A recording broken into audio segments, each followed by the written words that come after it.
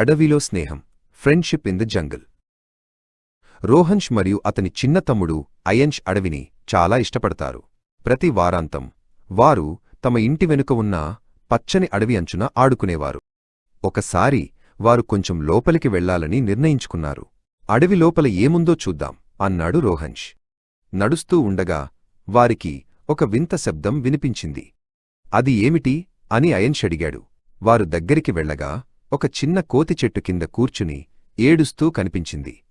అయ్యో, ఇది దారి తప్పినట్లుంది రోహన్ష్ అన్నాడు.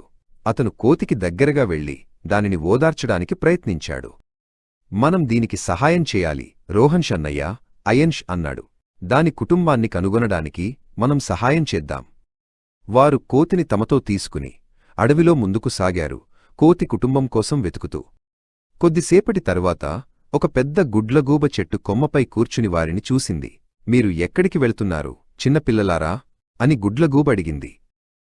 రోహన్ష్ కోతి గురించి మరియు దాని కుటుంబాన్ని కనుగొనడానికి వారు సహాయం చేస్తున్నారని గుడ్లగూబకు వివరించాడు. అలా అయితే ఆ దిశగా వెళ్ళండి, గుడ్లగూబ రెక్కతో చూపించింది. అక్కడ కోతుల గుంపు ఉంటుంది. గుడ్లగూబ చెప్పినట్లుగానే వారు కోతుల గుంపును కనుగొన్నారు. చిన్న కోతి సంతోషంగా తన కుటుంబంలోకి పరిగెత్తింది.